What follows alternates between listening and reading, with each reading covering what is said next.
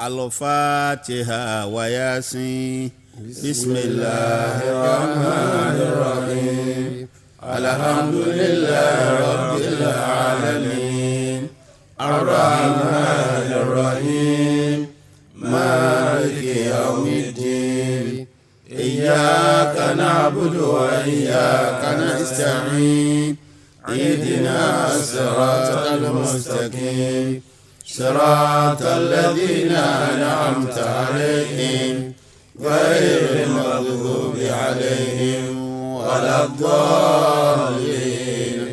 آمين. بسم الله الرحمن الرحيم. ياسين والقرآن الحكيم إنك لمن المرسلين على صراط مستقيم تنزيل العزيز الرحيم لتنذر قوما ما أنذر آباؤهم فهم غافلون. لقد حق القول على أكثرهم فهم لا يؤمنون. إنا جعلنا في أعناقهم أغلالا فهي إلى الأذقان فهم مقمحون. وجعلنا من بين أيديهم سدا ومن خلفهم سدا فأغشيناهم فهم لا يبصرون. وسواء عليهم أنذرتهم أم لم تنذرهم لا يؤمنون. إنما تنذر من اتبع الذكر وخشي الرحمن بالغيب فبشره بمغفرة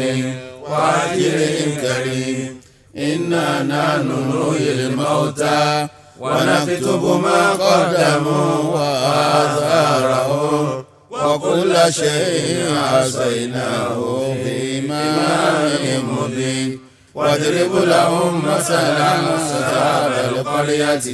إذ جاء المرسلون إذ أرسلنا إليهم اثنين فكذبوهما فعززنا بثالث فقالوا إنا إليكم مرسلون. قالوا ما أنتم إلا بشر مثلنا وما أنزل الرحمن من شيء إن أنتم إلا تكذبون. قالوا ربنا يعلم إنا إليكم لمرسلون وما علينا إلا البلاغ المبين. قالوا إنا تطيرنا بكم لئن لم تنتهوا لنرجمنكم وليمسنكم منا عذاب أليم. قالوا طائركم معكم أئن ذكرتم بل أنتم قوم مسرفون. وجاء من أقصى المدينة رجل يسعى قال يا قوم اتبعوا المرسلين اتبعوا من لا يسألكم أجرا وهم مهتدون. وما لي لا أعبد الذي فطرني وإليه ترجعون. أتخذ من دونه آلهة إن يردني الرحمن بضر لا تغن عني شفاعتهم شيئا ولا ينقذون. إني إذا لفي ضلال مبين. إني آمنت بربكم فاسمعون. قيل ادخلوا الجنة قال يا ليت قومي يعلمون بما غفر لي ربي وجعلني من المكرمين. وما أنزلنا على قومه من بعده من جند من السماء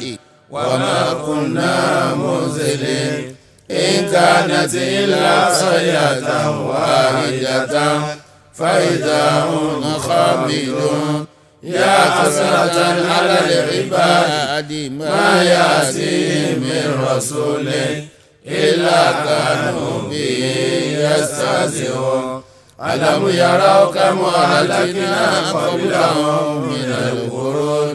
أنه إليه لا يرجعون وإن كل لما جميع لدينا مدرون وآية لهم الأرض الميتة أحييناها وخرجنا منها حبا فمنه يأكلون وجعلنا فيها جنات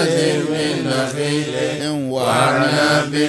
وفجرنا فيها من العيون ليأكلوا من ثمره وما عملته أيديهم أفلا يشكرون سبحان الذي خلق الأزواج كلها مما تنبت الأرض ومن أنفسهم ومما لا يعلمون وآية لهم الليل نسلخ منه النهار فإذا هم مسلمون والشمس تجري لمستقر لها ذلك تقدير العزيز العليم والقمر قدرناه منازل حتى عاد كالعرجون القديم لا شمس ينبغي لها أن تدرك القمر ولا الليل سابق النهار وكل في فلك يسبحون وآية لهم أنا حملنا ذريتهم في الفلك المشحون وخلقنا لهم من مثله ما يركبون وإن نشأ نغرقهم فلا صريخ لهم ولا هم ينقذون إلا رحمة منا ومتاعا إلى حين وإذا قيل لهم اتقوا ما بين أيديكم وما خلفكم لعلكم ترحمون وما تأتيهم من آيات ربهم إلا كانوا عنها معرضين وإذا قيل له أنفقوا مما رزقكم الله قال الذين كفروا للذين آمنوا أنطعم من لا يشاء الله أطعمه إن أنتم إلا في ضلال مبين ويقولون متى هذا الوعد إن كنتم صادقين ما ينظرون إلا صيحة واحدة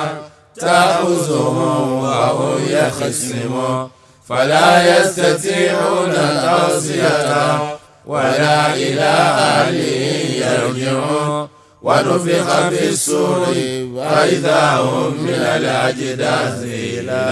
ربهم يصلون قالوا يا ويلنا من بعثنا من مرقدنا هذا ما وعد الرحمن وصدق المرسلون إن كانت إلا صيحة واحدة فإذا هم جميع لدينا محضرون فاليوم لا تظلم نفس شيئا ولا تجزون إلا ما كنتم تعملون إن أصحاب الجنة اليوم في شغل فاكهون هم وأزواجهم في ظلال على الأرائك متكئون لهم فيها فاكهة ولهم ما يدعون سلام قولا من رب رحيم وامتازوا اليوم أيها المجرمون ألم أعد إليكم يا بني آدم ألا تعبدوا الشيطان إنه لكم عدو مبين وأن اعبدوني هذا صراط مستقيم ولقد أضل منكم جبلا كثيرا أفلم تكونوا تعقلون هذه جهنم التي كنتم توعدون اصلوها اليوم بما كنتم تكفرون اليوم نختم على أفواههم وتكلمنا أيديهم وتشهد أرجلهم بما كانوا يكسبون ولو نشاء لطمسنا على أعينهم فاستبقوا الصراط فأنى يبصرون ولو نشاء لمسخناهم على مكانتهم فما استطاعوا مضيا ولا يرجعون وما نعمره نركزه في الخلق أفلا يعقلون وما علمناه الشعر وما ينبغي له إن هو إلا ذكر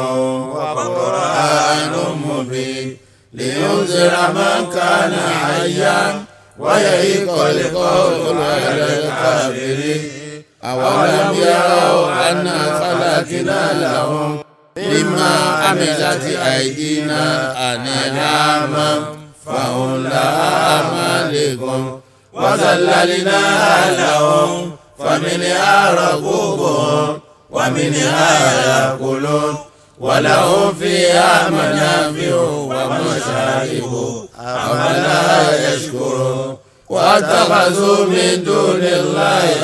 آلهة لعلهم ينصرون لا يستطيعون نصرهم وهم لهم جند محضرون فلا يحزنك قولهم إنا نعلم ما يسرون وما يعلنون أولم يرى الإنسان أنا خلقناه من نطفة فإذا هو خصيم مبين وضرب لنا مثلا ونسي خلقه قال من يحيي العظام وهي رميم قل يحيي الذي أنشأها أول مرة وهو بكل خلق عليم الذي جعل لكم من الشجر الأخضر نارا فإذا أنتم منه توقدون أوليس الذي خلق السماوات والأرض بقادر على أن يخلق مثلهم بلى وهو الخلاق العليم إنما أمره إذا أراد شيئا أن يقول له كن فيكون فسبحان الذي بيده ملكوت كل شيء وإليه ترجعون الله أكبر الله أكبر الله أكبر لا إله إلا الله الله أكبر الله أكبر ولله الحمد بسم الله الرحمن الرحيم ألم تر كيف فعل ربك بأصحاب الفيل ألم يجعل كيدهم في تضليل وأرسل عليهم طيرا أبابيل ترميهم بحجارة من سجيل فجعلهم كعصف مأكول الله أكبر الله أكبر الله أكبر لا إله إلا الله الله أكبر الله أكبر ولله الحمد بسم الله الرحمن الرحيم لإلاف قريش إلافهم رحلة الشتاء والصيف فليعبدوا رب هذا البيت الذي أطعمهم من جوع وآمنهم من خوف الله أكبر الله أكبر الله أكبر لا إله إلا الله الله أكبر الله أكبر ولله الحمد بسم الله الرحمن الرحيم أرأيت الذي يكذب بالدين فذلك الذي يدع اليتيم ولا يرد على طعام المسكين فويل للمصلين الذين هم عن صلاتهم ساهون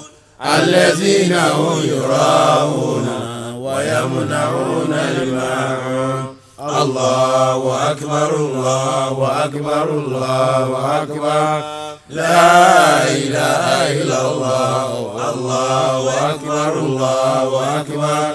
ولله الحمد بسم الله الرحمن الرحيم إنا أعطيناك الكوثر فصل لربك وانحر إن شانئك هو الأبتر الله أكبر الله أكبر الله أكبر لا إله إلا الله الله أكبر الله أكبر ولله الحمد بسم الله الرحمن الرحيم قل يا أيها الكافرون لا أعبد ما تعبدون ولا أنتم عابدون ما أعبد ولا أنا عابد ما عبدتم ولا أنتم عابدون ما أعبد لكم دينكم ولي دين الله أكبر الله أكبر الله أكبر لا إله إلا الله الله أكبر الله أكبر ولله الحمد بسم الله الرحمن الرحيم إذا جاء نصر الله والفتح ورأيت الناس يدخلون في دين الله أفواجا فسبح بحمد ربك واستغفره إنه كان توابا الله أكبر الله أكبر الله أكبر لا إله إلا الله الله أكبر الله أكبر ولله الحمد بسم الله الرحمن الرحيم تبت يدا أبي لهب وتب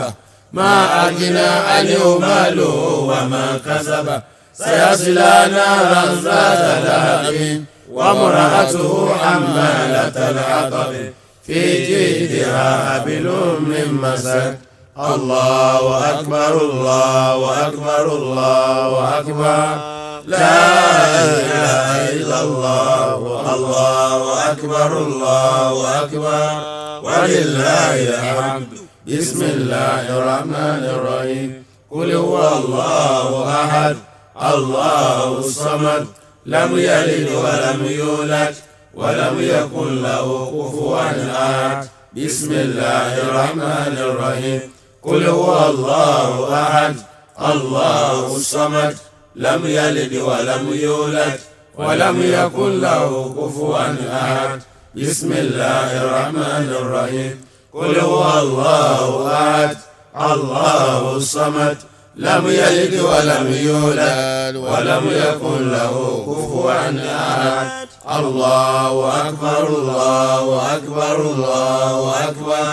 لا إله إلا الله الله أكبر الله أكبر ولله الحمد بسم الله الرحمن الرحيم قل أعوذ برب الفلق من شر ما خلق ومن شر غاسق إذا وقب ومن شر النفاثات في العقد ومن شر حاسد إذا حسد الله أكبر الله أكبر الله أكبر لا إله إلا الله الله أكبر الله أكبر ولله الحمد بسم الله الرحمن الرحيم قل أعوذ برب الناس ملك الناس إله الناس من شر الوسواس الخناس الذي يوسوس في صدور الناس من الجنة والناس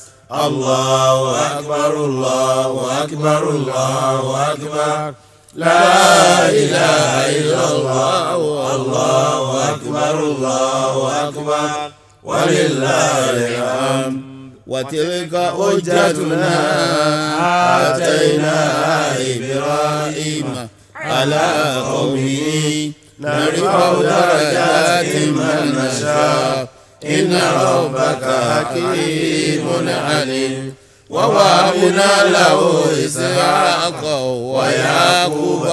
كلنا هدينا ونوحا هدينا من قبل ومن ذريته داود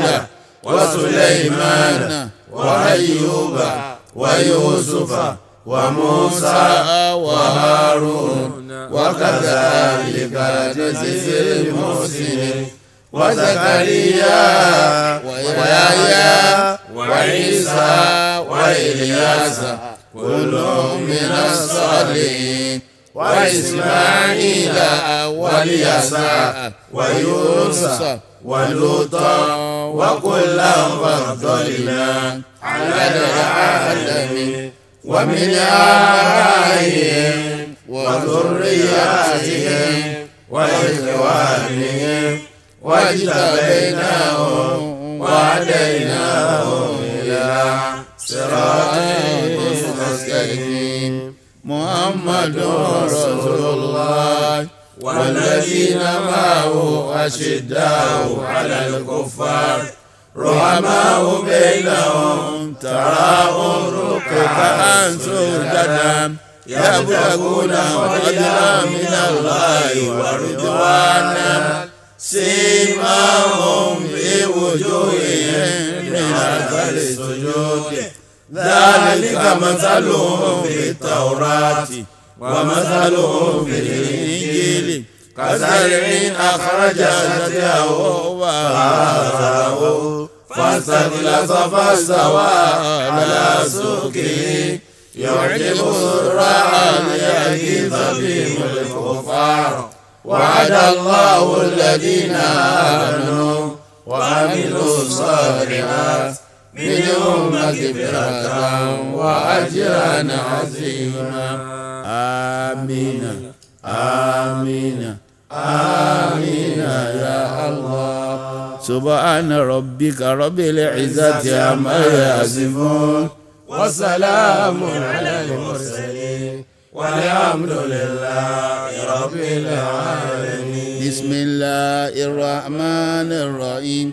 الذين يذكرون الله قياما وقعودا وعلى جنوبهم ويتفكرون في خلق السماوات والأرض ربنا ما خلقت هذا باطلا ربنا ما خلقت هذا باطلا ربنا ما خلقت هذا باطلا ربنا ما خلقت هذا باطلا ربنا ما خلقت هذا باطلا سبحانك فقنا عذابنا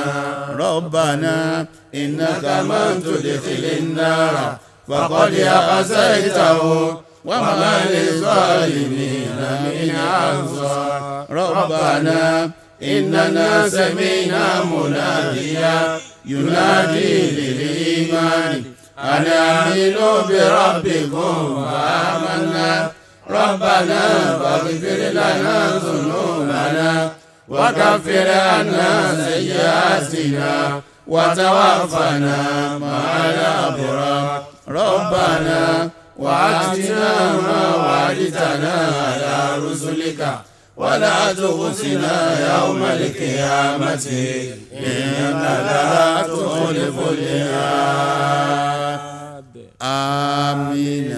إنا أعطيناك الكوثر إنا أعطيناك الكوثر إنا أعطيناك الكوثر إنا أعطيناك الكوثر اسمع وبشر يا من تفرح بالهادي وتلو علم نشرة في عزك للمولى تمرا وقرأ قول الله الأكبر إنا أعطيناك الكوثر إنا أعطيناك الكوثر من يفرح بالهادي يسعد حقا يلقى يمسي أمجد والفضل له أديا مسعد اسمع فضل الله الأكبر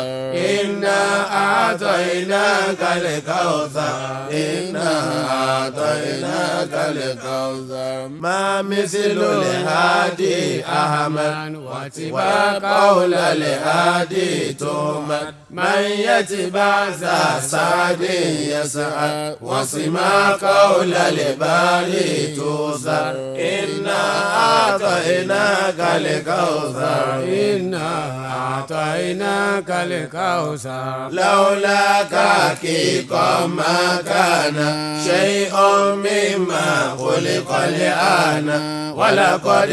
آتينا لقمان حكما وبها فيها يذكر إنا أعطيناك الكوثر إنا أعطيناك الكوثر في مولد نلنا البشرى ولعسر غدا دوما يسرا ولنا المولى يسرى صدرا ففرا واسمع قولا يذكر إنا أعطيناك الكوثر إنا أعطيناك الكوثر إنا أعطيناك الكوثر إنا أعطيناك الكوثر إنا أعطيناك الكوثر إنا أعطيناك الكوثر. Brothers and sisters in Islam, by celebrating the birthday of Muhammad, we receive lectures, glad tidings, goodwill messages. The difficulty and stress now become ease and pleasure for each and every one of us. With Allah's favor, our breasts are opened and we receive the favor of Allah expanded. Therefore, brothers and sisters in Islam, rejoice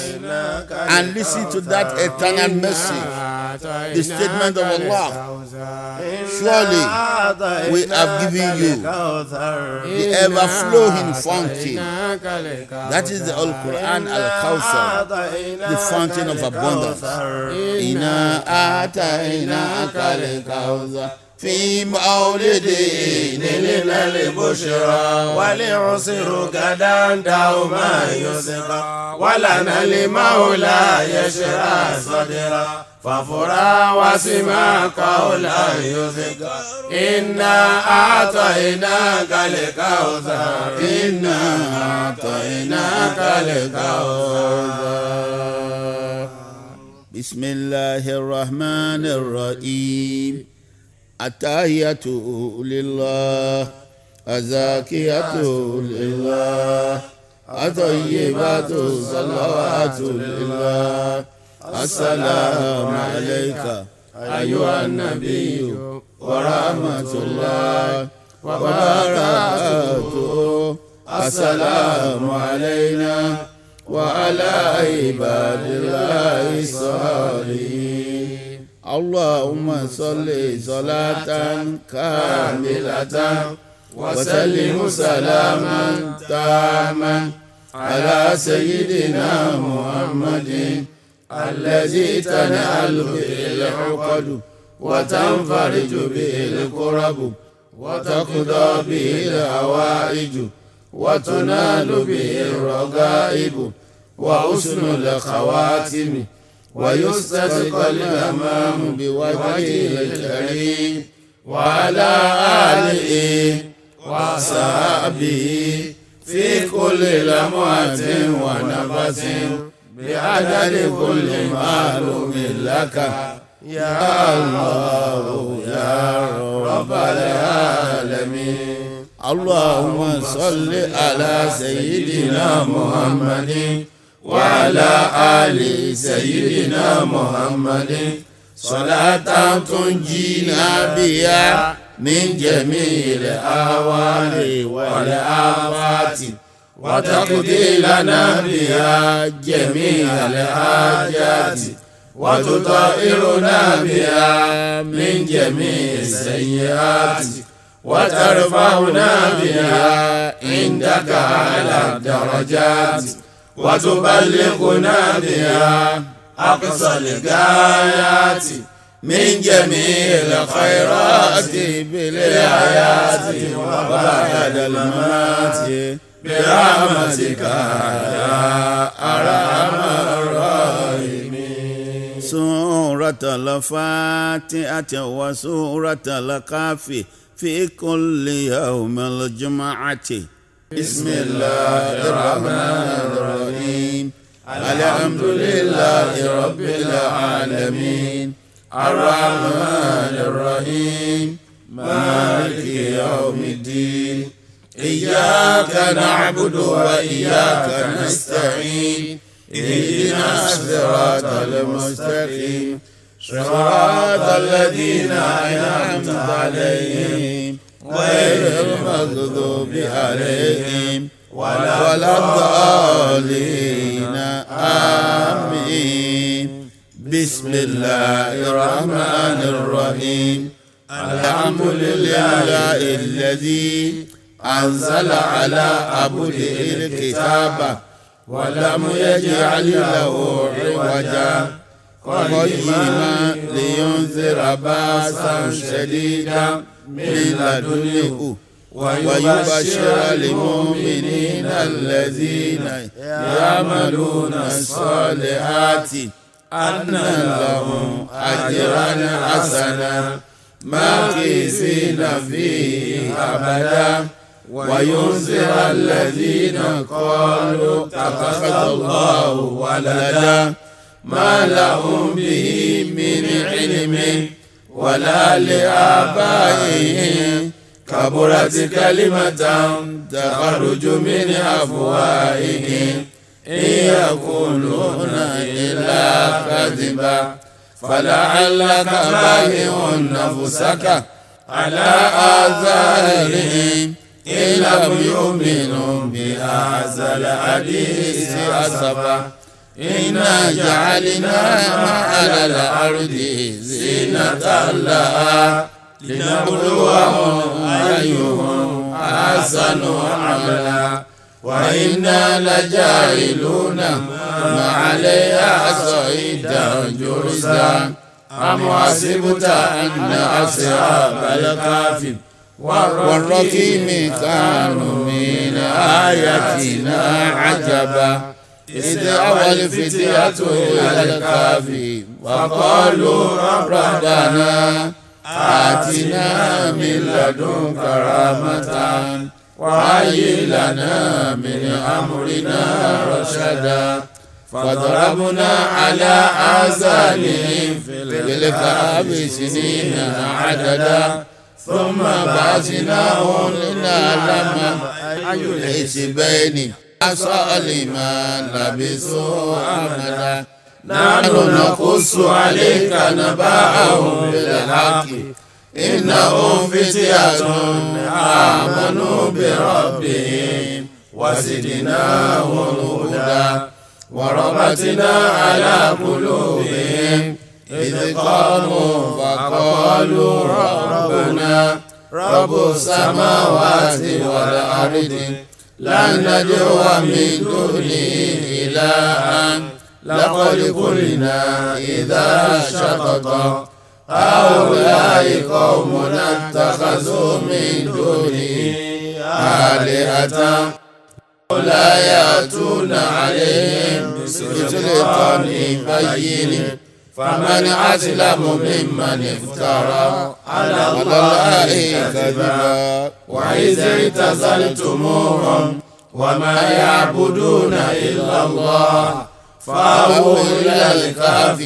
ينشر لكم ربكم من رحمته ويهيئ لكم من أمركم مرفقا وترى الشمس إذا طلعت تزور عن كهفهم ذات اليمين وإذا غربت تقرضهم ذات الشمال وهم في فجوة منه ذلك من آيات الله من يهد الله فهو المهتدي ومن يضلل فلن تجد له وليا مرشدا وتحسبهم أيقاظا وهم رقود ونقلبهم ذات اليمين وذات الشمال وكلبهم باسط ذراعيه بالوصيد لو اطلعت عليهم لوليت منهم فرارا ولملئت منهم رعبا وكذلك بعثناهم ليتساءلوا بينهم قال قائل منهم كم لبثتم قالوا لبثنا يوما أو بعض يوم قالوا ربكم أعلم بما لبثتم فابعثوا أحدكم بورقكم هذه إلى المدينة فلينظر أيها أزكى طعاما فليأتكم برزق منهم وليتلطفوا ولا يشعرن بكم أحدا إنه إن يزهروا عليكم يرجموكم أو يعيدوكم في ملتهم ولن تفلحوا إذا أبدا وكذلك أنزلنا عليهم ليعلموا أن وعد الله حق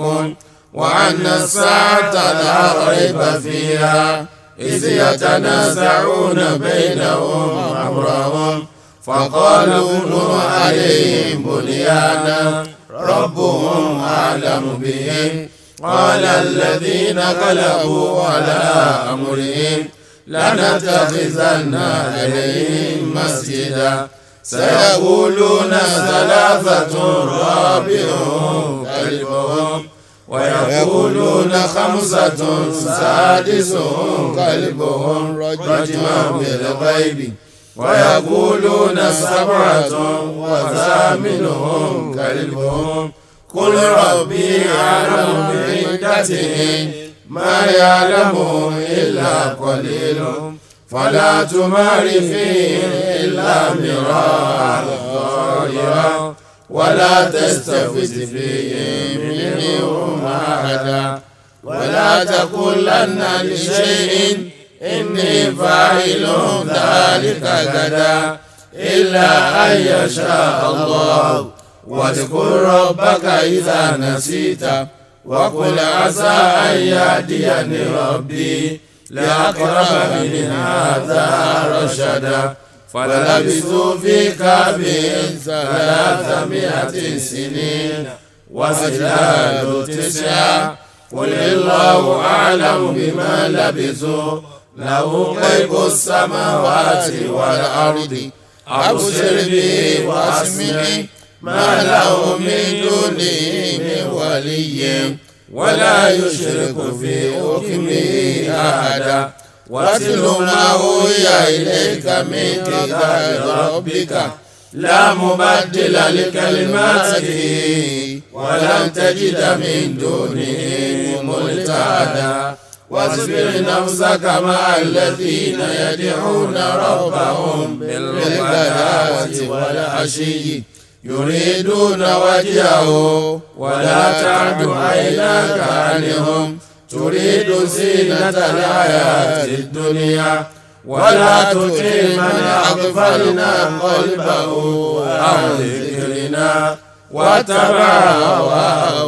وكان أمره فرطا وقل الحق من ربكم فمن شاء فليؤمن ومن شاء فليكفر إنا أعتدنا للكافرين نارا أحاط بهم سرادقها وإن يستغيثوا يغاثوا بماء كالمهل يشوي الوجوه بئس الشراب وساءت مرتفقا إن الذين آمنوا وعملوا الصالحات إنا لا نضيع أجر من أحسن عملا أولئك لهم جنات عدن تجري من تحتها الأنهار يحلون فيها من أساور من ذهب ويلبسون ثيابا خضرا من سندس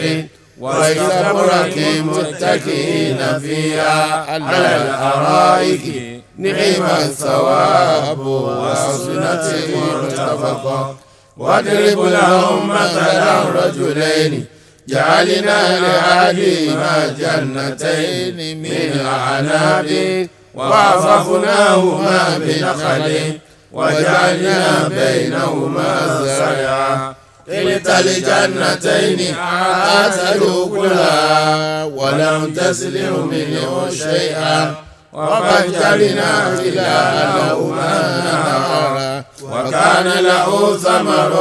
فقال لصاحبه وهو يراوده أنا أكثر منك مالا وأحسن نفرا ودخل جنته وهو ظالم لنفسه قال ما أظن أن تبيد هذه أبدا وما أظن الساعة قائمة ولئن رددت إلى ربي لأجدن خيرا منها منقلبا قال له صاحبه وهو يحاوره أكفرت بالذي خلقك من تراب ثم من نطفة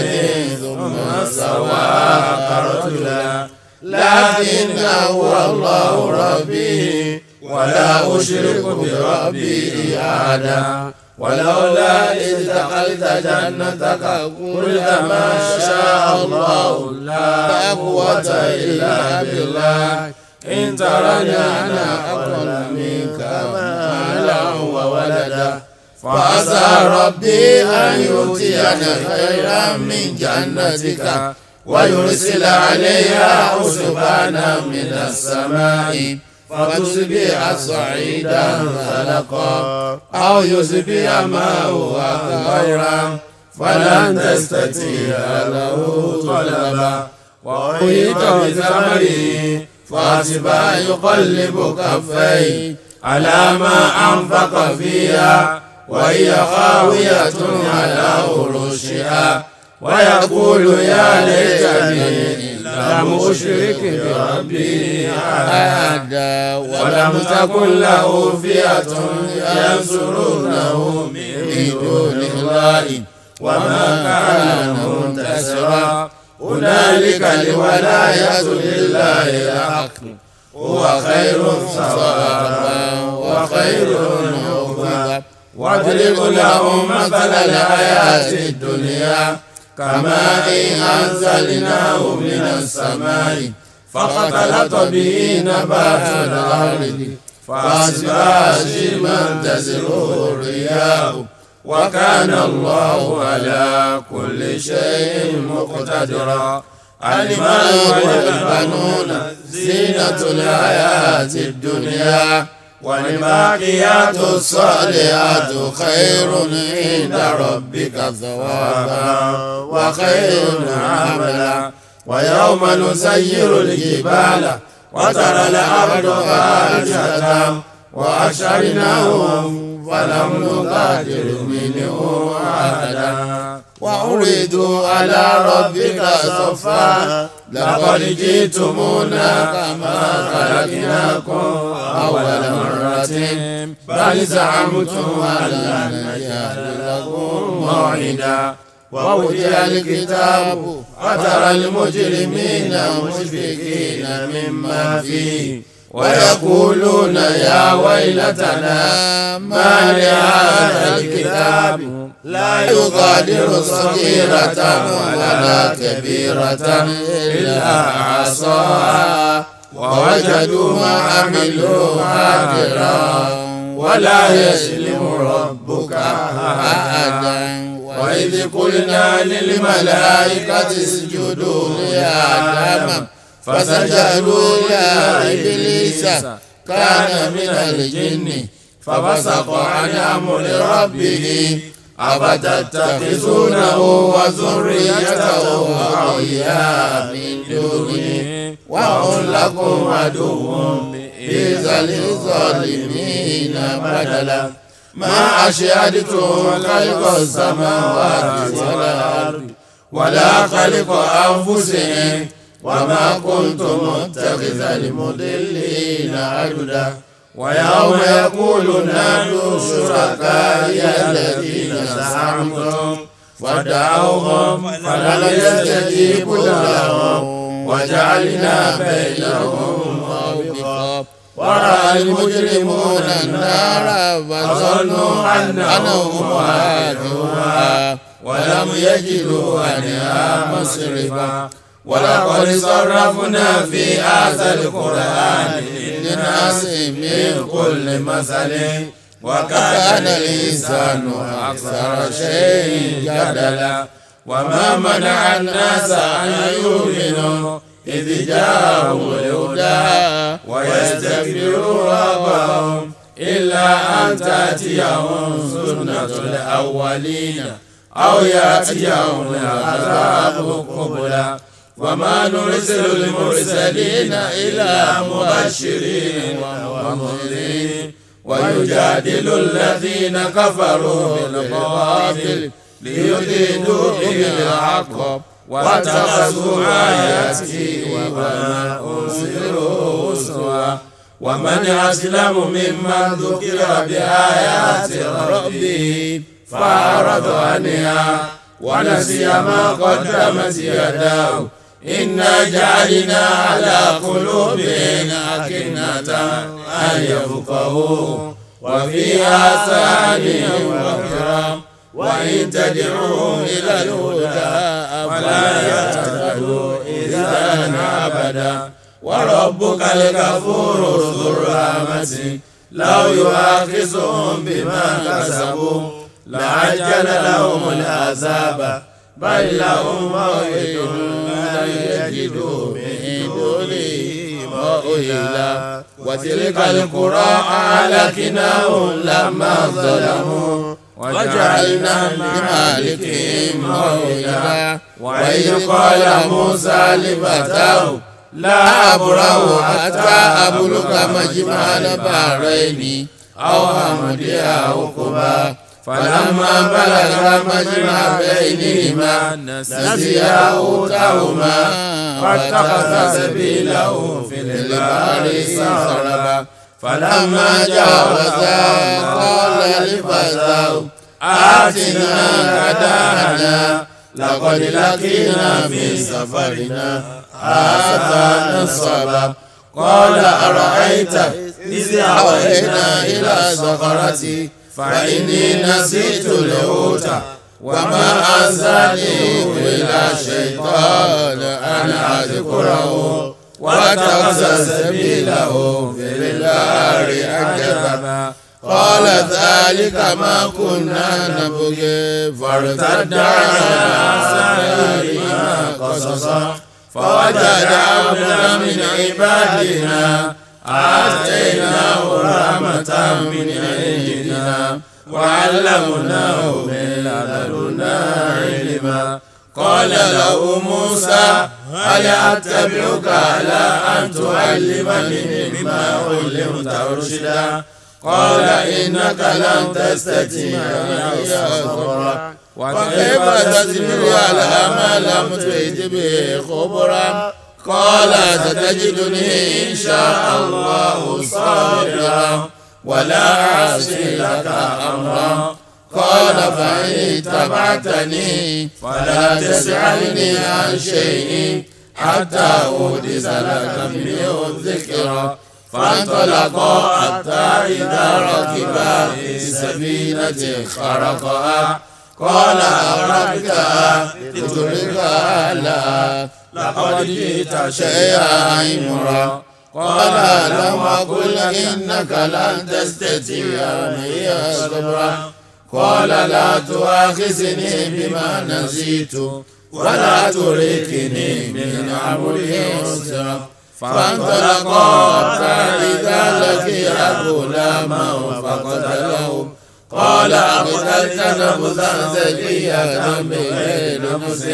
لقد جئت شيئا نكرا قال لم أقل لك إنك لن تستطيع معي صبرا قال إن سألتك عن شيء بعدها فلا تصاحبني قد بلغت من لدني عذرا فانطلقا حتى إذا أتيا أهل قرية استطعما أهلها فأبوا أن يضيفوهما فوجدا فيها جدارا يريد أن ينقض فأقامه قال لو شئت لاتخذت عليه أجرا قال هذا فراق بيني وبينك سأنبئك بتأويل ما لم تستطع عليه صبرا أما سفينة فكانت لمساكين يعملون في البحر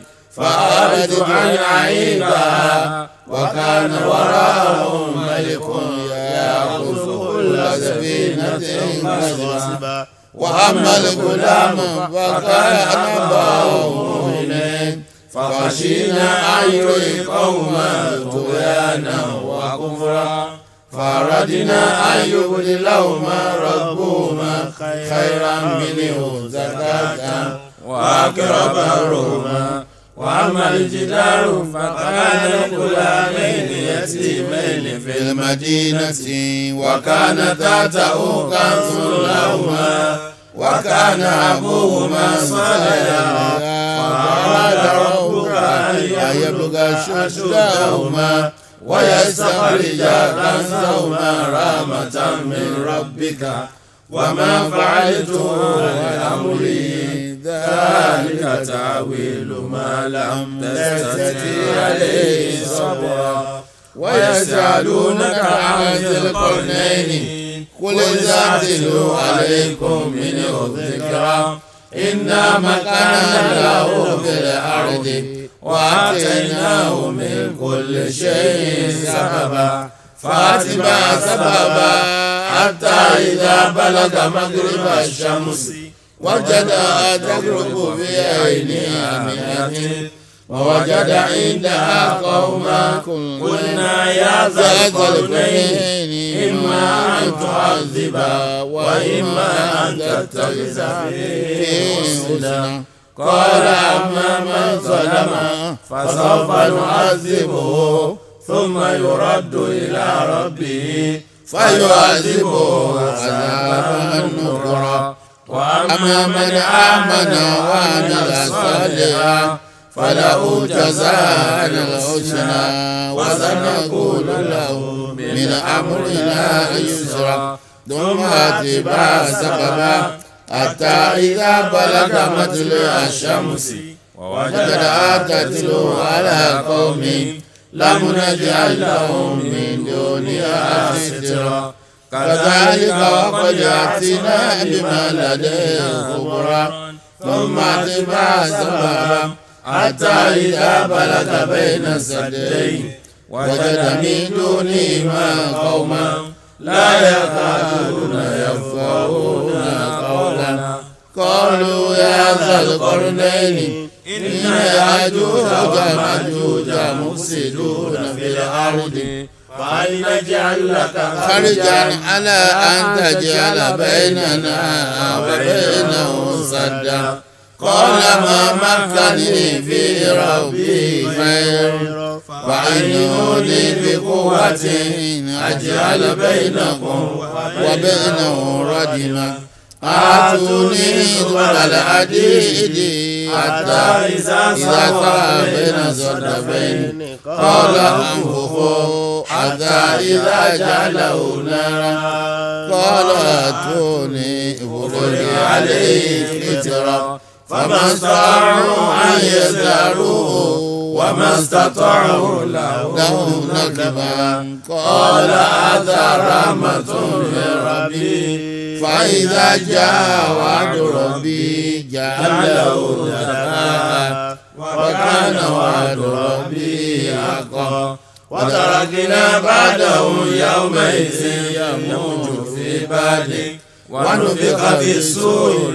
فجعلناهم جمعا وأعرضنا جهنم يومئذ للكافرين عرضا الذين كانت أعينهم في غطاء عن ذكري وكانوا لا يستطيعون السمع أفحسب الذين كفروا أن يتخذوا عبادي من دوني أولياء إنا أعتدنا جهنم للكافرين نزلا قل هل ننبئكم بالأخسرين أعمالا الذين ضل سعيهم في الحياة الدنيا وهم يحسبون أنهم يحسنون صنعا أولئك الذين كفروا بآيات ربهم ولقائه فهبطت أعمالهم فلا نقيم لهم يوم القيامة وزنا ذلك جزاؤهم جهنم بما كفروا واتخذوا آياتي ورسلي هزوا إن الذين آمنوا وعملوا الصالحات كانت لهم جنات الفردوس نزلا خالدين فيها لا يبغون عنها حولا قل لو كان البحر مدادا لكلمات ربي لنفد البحر قبل أن تنفد كلمات ربي ولو جئنا بمثله مددا قل إنما أنا بشر مثلكم يوحى إلي أنما إلهكم إله واحد فمن كان يرجو لقاء ربه فليعمل عملا صالحا ولا يشرك بعبادة ربه أحدا ولا حول ولا قوة إلا بالله العلي العظيم الله يا لطيف الله يا لطيف gbanigbani àtúntìdé sọ́dọ̀ rẹ̀ ọmọ mama kú mọ́ wa lọ́wọ́ aya mama kú mọ́ wa lọ́wọ́ kọ́kọ́ mama kú mọ́ wa lọ́wọ́ iṣẹ́ má dàrú mọ́ wa lọ́wọ́ iṣẹ́ má bàjẹ́ mọ́ wa lọ́wọ́ ilé má dàrú mọ́ wa lọ́wọ́ káyé má dàrú mọ́ wa lọ́wọ́ káyé má bàjẹ́ mọ́ wa lọ́wọ́ bàbá ṣòwò kárèrè ọjà jẹ́ bàbá ṣòwò kárèrè ọjà jẹ́ gbogbo gbèsè wa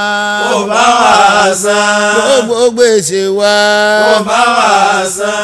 Adébáyọ̀ bẹ̀rẹ̀ ọdún yìí jẹ́ ká báyọ̀ parí ọdún tuntun. Allahu ya Latifu Allahu ya Latifu Allahu ya Latifu àwa ìjọ Jamali gbogbo ayé àtúntìdé sọ́dọ̀ rẹ̀ àtúntìdé sọ́dọ̀ rẹ̀ àtúntìdé sọ́dọ̀ rẹ̀ mama kú mọ́ wa lọ́wọ́ ọkọ mama kú mọ́ wa lọ́wọ́ aya mama kú mọ́ wa lọ́wọ́